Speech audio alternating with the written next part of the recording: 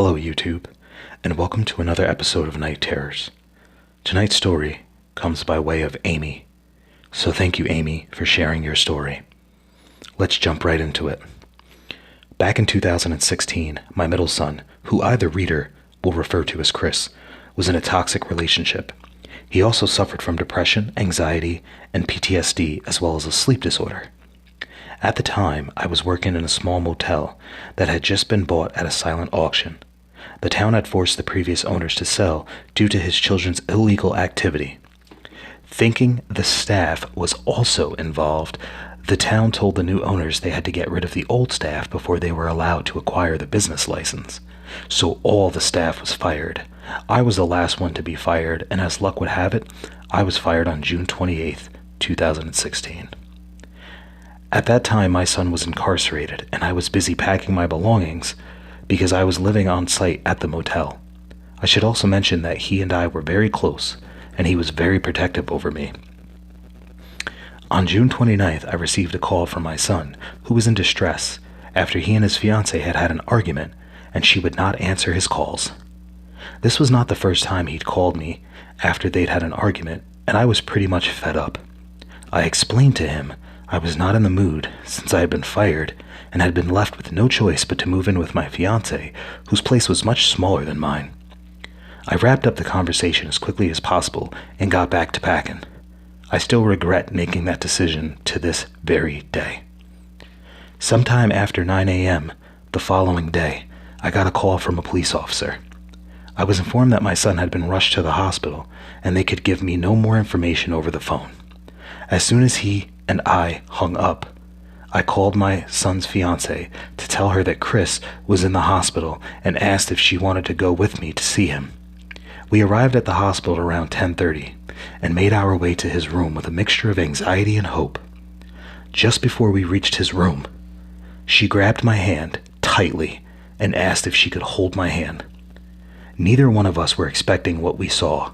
My son was hooked up to all kinds of machines, even a respirator, and I felt my heart sink. His nurse then explained the situation to us. Chris had hung himself in his cell, and since it was nearly an hour since anyone had last seen him, they weren't sure how long he'd been without oxygen. So they had him under a medically induced coma. I was informed that his brain, due to lack of oxygen, was very swollen, and they were unsure of the outcome, but we shouldn't lose hope just yet. For the next 4 days, they ran various tests, and he failed every one. The last test, which was done on the morning of July 3rd, was turning off the ventilator. I was called around noon and told I needed to come to the hospital because the doctor wanted to talk to me. I already knew in my heart what this call meant, but I still clung to hope. We were informed he was brain dead, and we had to say goodbye. We were also told that since he was an organ donor, he'd remain on life support till someone came to collect his organs. I've never had to do anything more painful than to say goodbye to my son. The hospital chaplain was kind enough to make 6 handprint molds of clay for us, a sweet memento that we still treasure. Fast forward about 2 or 3 weeks, my fiancé and I found an apartment, and we'd had just moved in. While I was unpacking and situating things, I'd seen the silhouette of a man pacing in the living room. But when I turned to look, there would be no one there.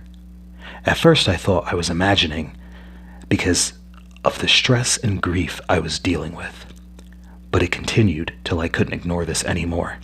I would also see the silhouette of a man leaning against the doorframe leading to my bedroom every time I'd be doing dishes. I started to ask myself why this was happening, and it suddenly dawned on me it was my son. He had a habit of pacing when he was anxious, and also the fact that I was not scared of his presence led me to believe it was him. Around this time, my fiancé and I started to drift apart. He felt I needed to get over my grief, and I didn't know how to. I'd be home alone grieving while my fiancé was who knows where. Chris's fiancée also told me her hand mold had cracked and could not figure out how it happened. I quickly checked mine, but it was still in perfect condition. I asked my other family members about their hand mold, but theirs were fine as well. The reason why only hers cracked became clear to me very soon. About 2 months after my son's passing, I discovered my fiance in Chris's fiance's bed. That's when I realized why Chris was pacing in my living room, why he seemed to stay so close to me when I was home alone.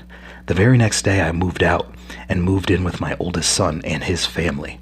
For nearly a year after I moved in with my oldest, I could always feel a presence standing behind me, no matter where I went.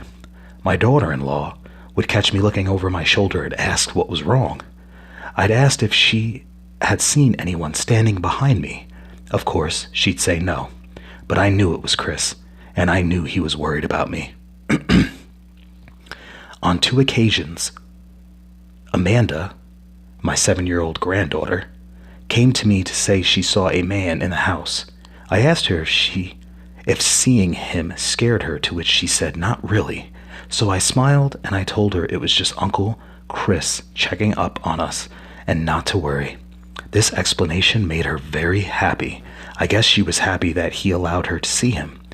On his first birthday since his passing, my daughter-in-law, myself, and my grandbabies were all in the kitchen. The children were seated at the table, listening to us talk about Uncle Chris. Jeffrey and I were leaning against the counter, a few feet away from each other as we talked about him, when the cabinet doors under the kitchen sink opened by themselves in front of us. It had enough force that the doors came close to hitting our legs, but stopped short of doing so. We looked at each other, surprised, but I smiled and said, "Happy birthday, Chris." No sooner than I did is when I heard 3 loud thumps coming from the room above us. As time went on, we hardly saw his silhouette, and the feeling of someone standing behind me became less and less. I believe he is finally satisfied that I am okay and he's not worried about me. But he still visits. Just before Mother's Day this year, I saw a white blur flash past me in my room, and I knew it was him. Also, a few days before my birthday, I started to see that white blur more and more. And even though my birthday was this past Tuesday, I'm still seeing that blur nearly every night. I think it's because the anniversary of the day he took his life, as well as the day he was pronounced brain dead, are fast approaching, and those are the 2 most painful days of my life. Sorry this message turned out to be so long. I'm sure most people would say I'm crazy, and I'm probably imagining it. But I know my son. I know how protective he always was, and still is. And I also know that he loved me as much as I still love him. That's going to bring our story to an end.